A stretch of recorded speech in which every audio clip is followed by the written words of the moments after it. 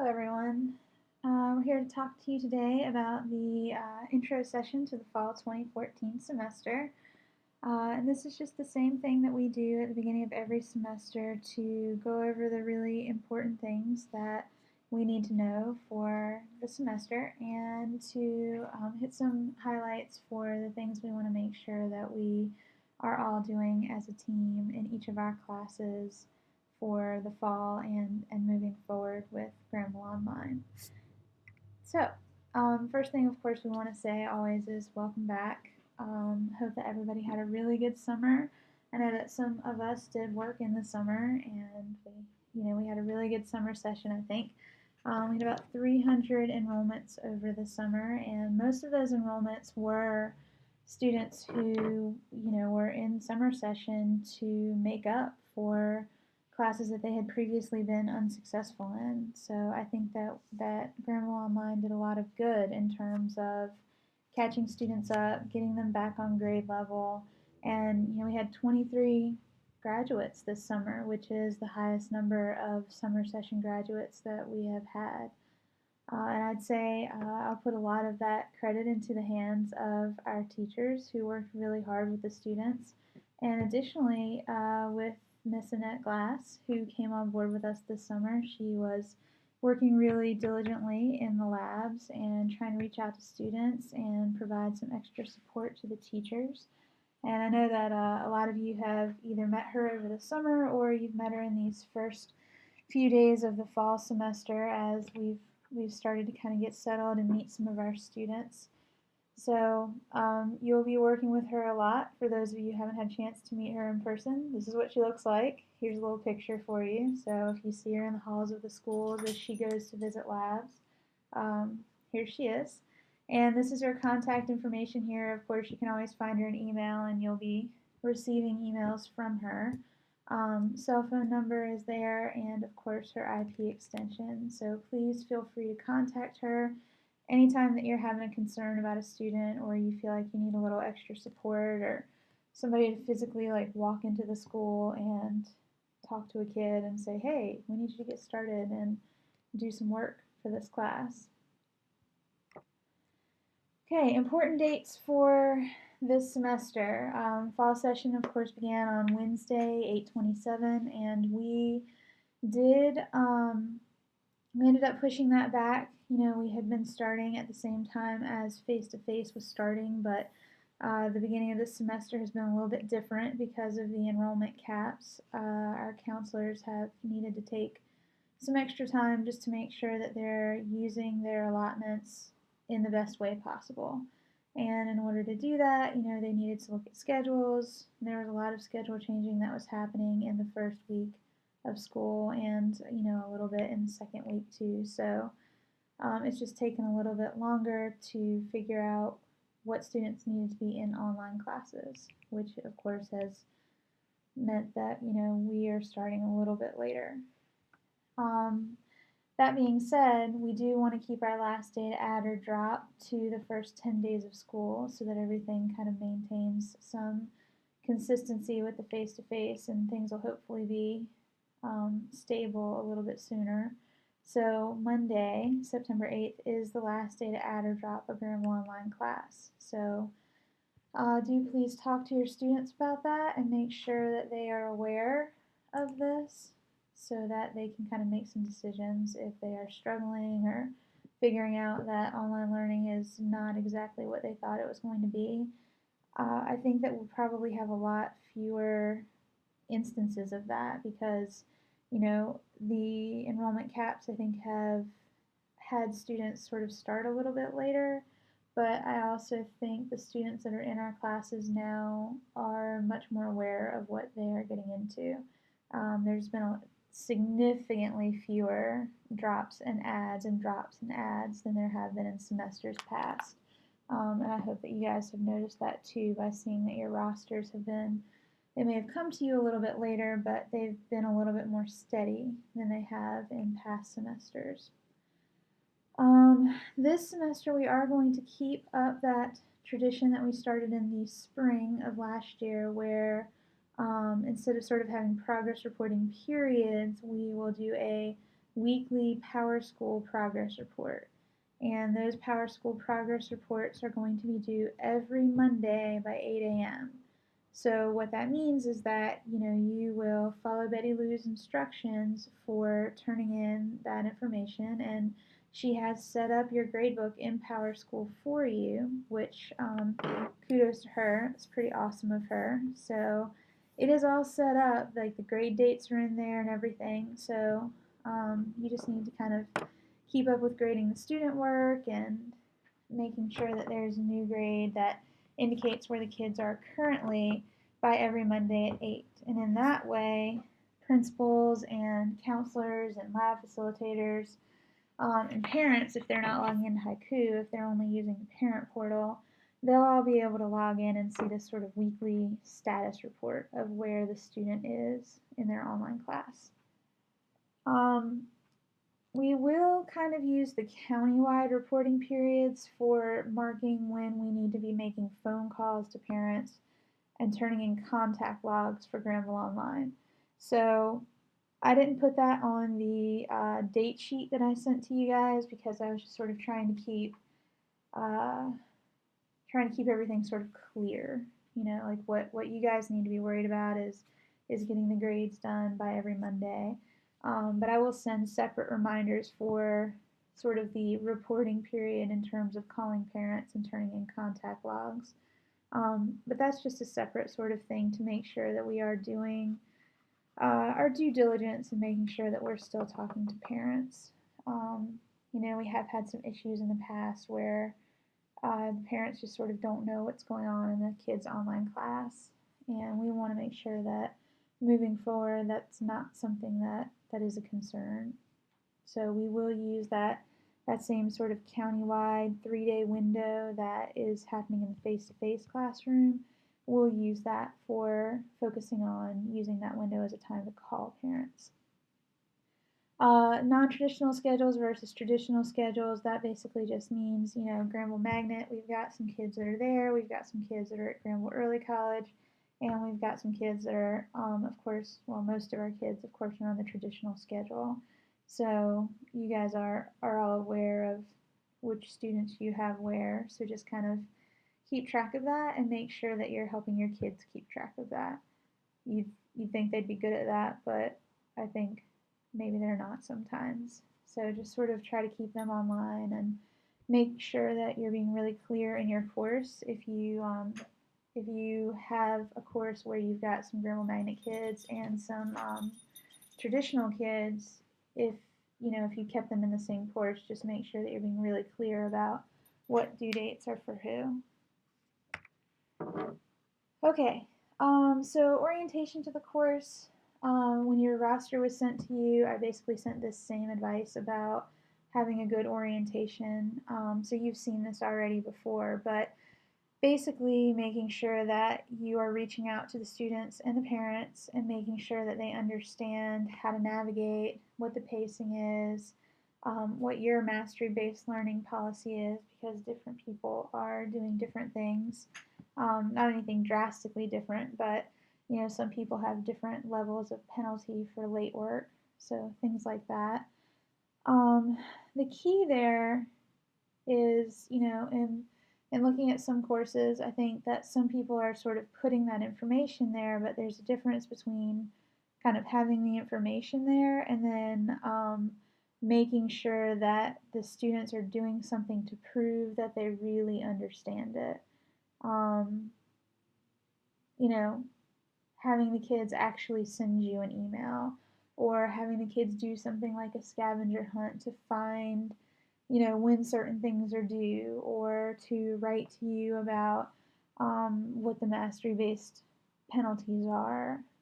So just sort of some extra information, some extra steps that the kids have to do to make sure that they're showing you instead of just sort of being passive receptors of information, because otherwise, you have no way of knowing which kids actually understand which information.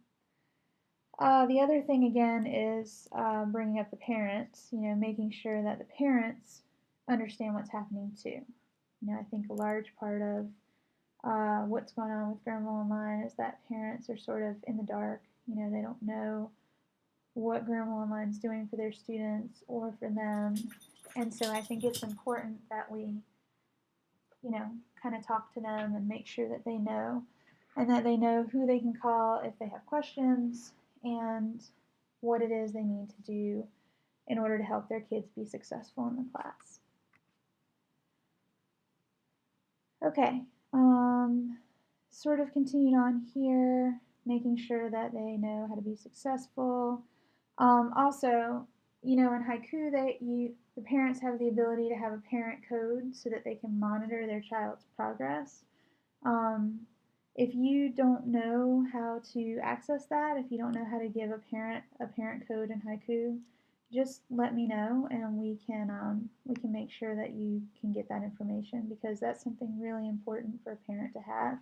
In that way, they can log on and see everything that their kids can see. And some parents, of course, are not going to want that. They're going to resist that. They're going to say, oh, I can see everything I need to see in Parent Portal. I'm already in that. I don't want to be in anything else. And that's fine, but at least you've made the offer. And at least we have our weekly grades in the Parent Portal, so they can still sort of keep up in that way. The other thing you want to do is make sure that parents understand how to get in touch with you, parents and the students. You want to make sure too that you have a phone number where they can get in touch with you. I know that it is an online class, and email is going to be really, really important, but there's going to be times when they're going to need to call you, and I know that some teachers have not wanted to give out their phone number, their personal phone number in the past, but there is a way for you to have Google Voice where you don't have to give out your personal phone number. And again, that's something where if you don't know how to do that, then just let me know and we can set up a training session and I can show you how to do that. But parents and students definitely need more than one way to get in touch with you. Last thing here is just making sure that you know not to use your personal email to communicate with students. Ideally, you want to make sure that you're really only using the learning management system to communicate with students. So if you're in haiku, you really only want to be using the haiku inbox to communicate with the kids. The more places that the students have to go, the more likely it is that they will get off task, confused, or mess something up. So if we can keep them in a learning management system where the learning is, that is better. So try to do that. If you do want to give them a secondary email, leave it to your Granville County Schools email. But don't, pass out like your Gmail or your Hotmail or any of those other mails that you use.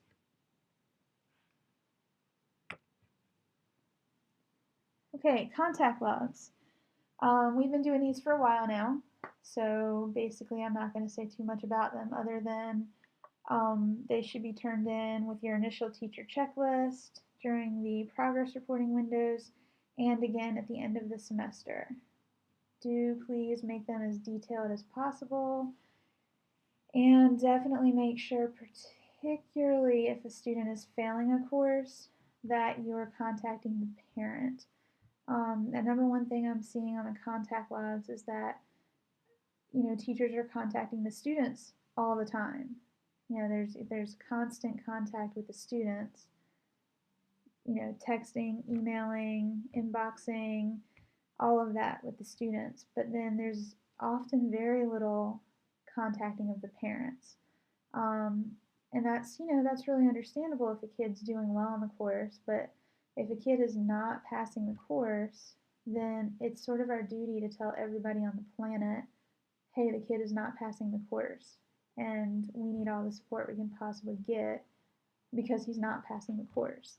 So if Johnny has a 70 or below or a 65 or below, then the contact log really needs to show, I've called mom, I've called dad, I've turned in inactivity forms, I'm calling Stephanie, I'm calling Annette, I'm calling counselors, calling the troops and let everybody sort of know what's happening, because that's sort of what our role is to make sure that we can get as many kids through as possible and particularly in the online environment where I think it's easier for kids to feel like they can just kind of disappear into the woodwork, even more so than they sometimes feel like in the school building. We really have an obligation to do every single thing we can to let everybody know. So definitely make sure, again, that the parents are being contacted, particularly for those students. I bring up Google Voice again here just because it does maintain transcripts of all conversations. So it's just sort of an easy way to have a contact log because it's as you are contacting, it's automatically transcribing for you.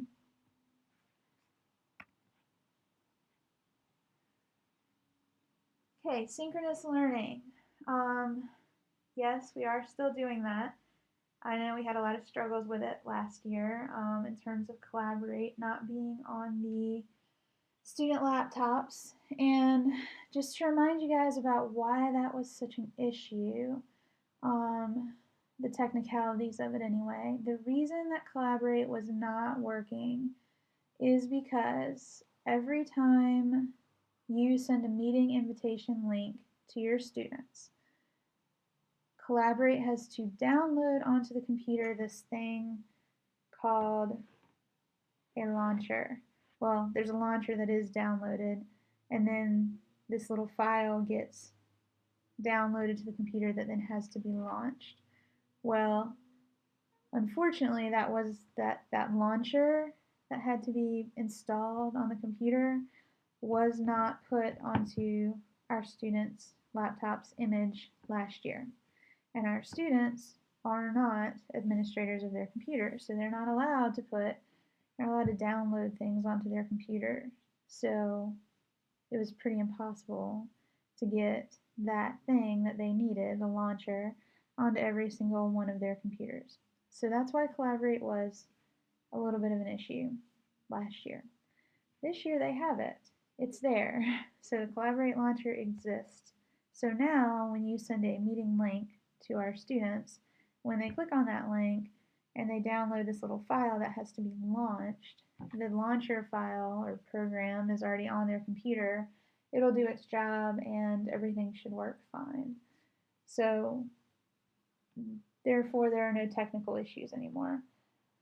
That being said, you will still have to sort of work to overcome some of the other issues that happen with webinars, like scheduling them for a time when most of your class can be available, general apathy of high school students who don't want to do things. So that's the challenge, and you know we can have some discussions and some sessions with some of our teachers who have really sort of made that work for them, because we do have teachers who have really made synchronous learning work for them. So a lot of it, I think, has to do with planning, you know, truly structuring weekly lessons and letting your kids know ahead of time, this is what we're going to be doing for our lesson and this is why you need to be there. And making sure that it is items of substance that are going to be covered that they're really going to need for the class, instead of sort of assuming, okay, nobody's going to come, so I'm not going to do anything that really matters because nobody's going to come. And then the kids are kind of like, well, they're not going to do anything that really matters because nobody is going to come, so I don't need to show up. It sort of creates a self-fulfilling cycle. So I know it's a challenge, but I think it's a challenge that we can all kind of work together on throughout the semester. So the tech part should no longer be a challenge. If you are finding that it is, definitely let me know. The other part of it, the sort of like figuring out how to lure the students there and how to plan really good lessons, we have some stuff sort of in the works to talk about how to conquer that part. But just for now, do make sure that you are planning them and that you are planning them to have some substance. Something that we haven't spent a lot of time talking about in the past, but I do want to make sure that you guys are sort of thinking about. You know, I've noticed that there are a lot of discussion boards in the classes, but a lot of them sort of seem to be, I don't know, not really manned or are utilized a lot. And so, since it does seem that there's an attempt to use discussion boards, um, I wanted to sort of include some information here about maybe some things that could be done to make discussion boards a little bit more active in the Granville Online classes. Because, one of the things that makes online learning particularly interesting is, that building of community and having people really participate in things. So when you are thinking about your discussion boards, there's a couple of things that you might want to keep in mind. And, this is just a good little list to sort of start with. Um, one of which, or that second one up there about, don't ask questions that have easy answers or for which there are only one or two answers. And I've seen a couple of discussion boards where it's kind of like that.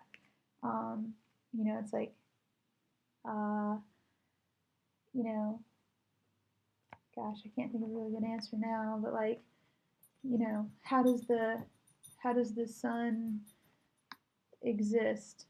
Now I'm really struggling here, but sort of a science question that only really has like one or two answers. And there's really not much kids can do for that. There's not much else they can say. So I guess I'm sort of seeing discussion boards being used to kind of answer factual questions. And it would probably be easier for students to really discuss things if the questions were a little bit more open-ended. Another thing that I'm seeing a lot of is students are responding to questions, but they're only like posting their own answer, and then they're not responding to each other's answers. So that is a little bit of a struggle too. And I know that's always a struggle in online classes. How do you tell them to respond to each other's answers? Um, how many points in a grade do you make responding to other people's answers? How long do you give them to respond to other people's answers? I would just sort of encourage you to definitely make responding part of their grade and consider some specificity regarding the guidelines and really starting to kind of push that so that they can do some critical thinking about the questions in the class, at least if you're going to have discussion boards. The other thing I might recommend is providing examples of quality responses. Our kids are still in high school and a lot of them are in middle school, so I am certain that they have no idea whatsoever how their discussion boards are supposed to look. So it would probably be very helpful if you want discussion boards in your classes and if you want them to be good discussion boards in the first few weeks of your classes, if you showed them what the discussion board should look like. You might also keep in mind that discussion board posts don't always have to be written. They can use pictures or videos or songs to respond to some sort of prompt if you wanted them to. It's also a really good idea for you to be on the boards too. I've seen a lot of discussion boards where the kids are the only ones that are talking, and so I think sometimes they think, okay, well, I have to be up here, and this is supposed to be like the community place where we're supposed to talk, but I don't see my teacher at all. And if a discussion board is kind of supposed to be the thing that mirrors what you do in class, but then the teacher is completely absent, then it's not really helping to build that class community, which is part of what it's supposed to do. So just as we're thinking about Granville Online and thinking about trying to make it better, which is definitely one of our main goals for moving forward, we want to think about some of these focus areas and how to bring them out and make them stronger. Okay, academic integrity. I know we talked a lot about this at our summer meeting, and we've talked a lot about it for a while. So a couple of things to consider as you move into the semester. The more you talk about academic integrity, the better. I think a lot of times what we do is we talk about it at the beginning, and then we never talk about it again. I mean, I'm talking to you about it right now in this orientation or intro video, and then will I talk about it again throughout the semester? I hope so, because that would be really good leading by example. But it would be really good if you said something about the academic integrity policy or about what academic integrity is at the beginning of every major project. Or if you had a discussion board about it, you know, 3/4 of the way through or halfway through, um, just so that it's something that's always sort of on their minds. So they're not just thinking, oh, yeah, this is just that paragraph I read in the syllabus at the beginning of the semester. Something else that really helps, I think, is really knowing your kids and their parents. So I'm going to keep throwing that in there. Um, but when you know the students and the parents, there's a twofold benefit there. One being, you know, you know them, so you can kind of recognize more easily that they're turning something in that is not genuine. And additionally, you have developed a relationship with them. So typically, if you have a relationship with your student, they're less likely to want to pull some mess and cheat in your class. And additionally, if they do pull some mess and cheat in your class and you have to call the parent, hopefully you've got a good enough relationship with them where the parent isn't going to go ballistic on you and think you're just trying to pick on my kid because they know, well, no, actually, I've been talking to you and I've been talking with your kid all semester and you know I'm on your side.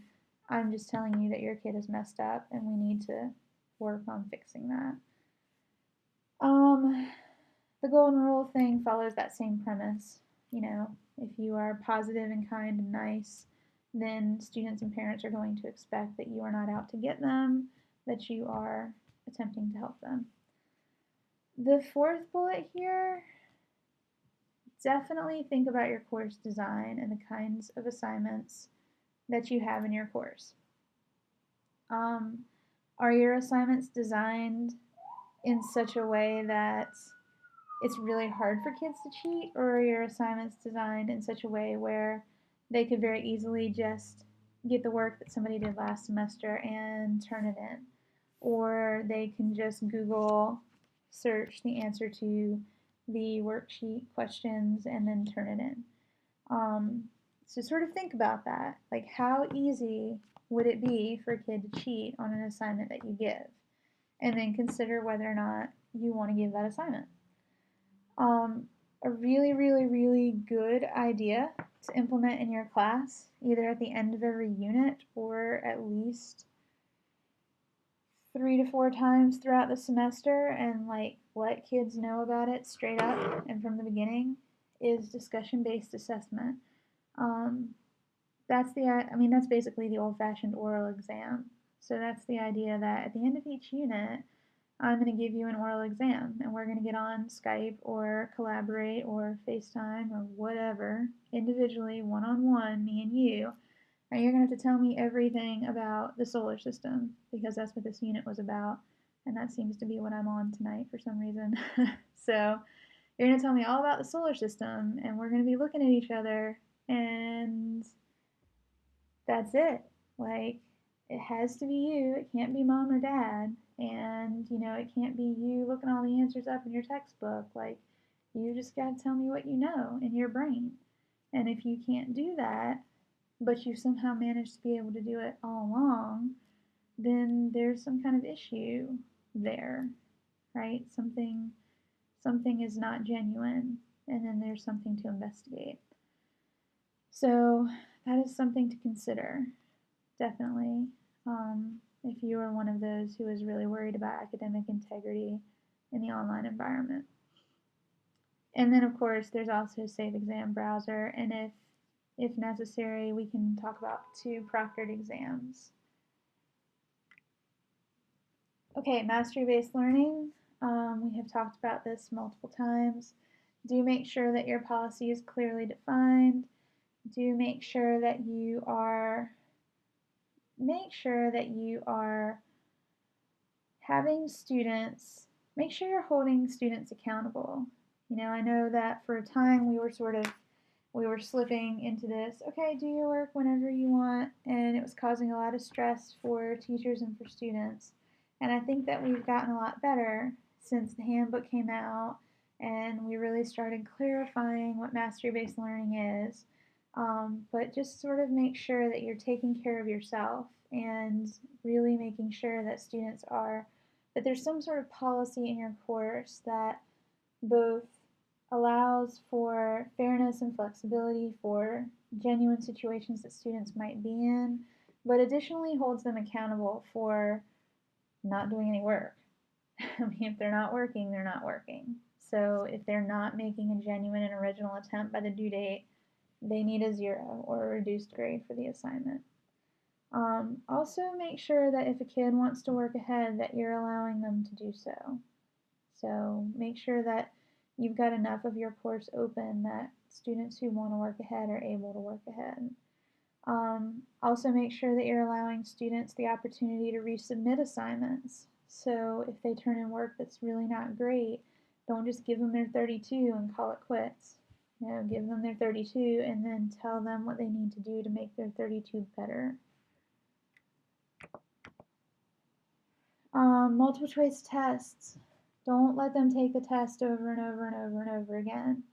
I really wouldn't recommend letting a kid take a multiple choice test more than once, twice, tops. After that, they really need to do something else to showcase, mastery on that particular concept. And finally, please do make sure that you're not padding grades. With Granville Online, students get 75% of their coursework is 75% of their final grade. So that's like for the whole semester, 75% of the grade. So if you're doing their week 3 Power School progress report and the kid has a 4, put a 4 down. Don't. I know a lot of the logic is, well, that 4 is going to make them feel bad, or it might make them give up, or so forth and so on. It's a 4. Put down what it is that they have in the grade book. When you pad grades, it causes confusion in a lot of different ways. It is inaccurate in that it makes the kid think they have a grade that they don't really have. So then they maybe don't work as hard as they need to work. It causes confusion when myself or Betty Lou or Annette goes into Power School and sees the kid has a 60, but then we go in Haiku and sees that the kid has a 4, and we're talking to the parent that's called Granville Online because they're like really confused, and then we're confused too. So we can't help them because we're kind of like, I'm not sure if the kid has a 4 or a 60. I'll have to try to figure that out and call you back. So just don't pad grades. Report the real grade and then call us immediately if it's a 4 or report it on the inactivity form and send some emails and call the parents because we have to do a lot of work to get that 4 up. Okay, another thing that we haven't really talked a lot about is feedback from grades. So when you are grading student work, please do your best to actually provide some feedback for the kids too. When you are working in the online environment, this is like a major form of communication. So if you give a kid a 76, then tell them why they got a 76. Don't just put a 76 and keep going. Put a 76 and say, hey, you got this D almost a C because you did this, this, and this. If you want to make it better, you can do A, B, and C. So this place, particularly with how easy Haiku makes it to provide feedback, it really needs to be an area where you can kind of like talk to the kids and say what's going on with their work. And of course it does all these things that are sort of listed here in terms of helping to build community and relationships with the student. And again, the timeliness, the Granville Online policy is that all their work should be graded within the week, which of course ties in with their weekly progress report grades. Inactivity, of course, that is, if they are not doing work in the course or you can't communicate with them, basically. like we have said in the past, we tried to make it pretty broad so that you, the teacher, can determine whether or not they need to be turned in. So if they're not following the pacing guide in the course, if they're not actively participating, if they're not regularly communicating with you. So it could well be that you have a kid who's not working, but they've told you that they are, you know, they're going to be out of town this week, but they're going to make it all up on Monday. So you don't turn them in on the inactivity form because you've talked to them, you're aware of what's going on, and you're trusting them and waiting to see that they start working on Monday. I will say one thing about the inactivity form is that sometimes we have had teachers turn in, like John Smith will have 4 teachers online, and one teacher will turn John in for inactivity. So what we do when we have that is we go and we investigate John's work in all of his classes. So if John was turned in for an activity in his science class, and we go and look him up, and he's also failing music appreciation, English, and math, well, we're going to go ahead and do inactivity work for him in all of those classes, even though his other 3 teachers might not have turned him in.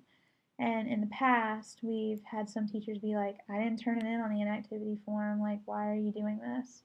And I hope that that is not offensive. Nobody's trying to, like, butt in. It's just that one person did turn him in, and he's obviously not being successful.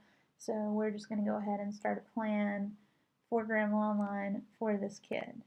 So in case you were wondering, in the past, sometimes how a student might have a success plan started even though you didn't fill out a form for him, that's how. Okay. And then handbook quiz, we do that every semester. You can always find that in the library, and we will always do that at the beginning of every semester. Okay. I try to go pretty quickly because I always try to be really cognizant of your time. So I probably sounded like a crazy person talking super fast and trying to cover everything. And I hope that I did cover everything. But if I didn't cover everything, or if I talked too fast, or if I didn't make sense, I hope that you'll call me or email me or communicate with me in some other way. So have a great semester. I will talk to you soon. Take care.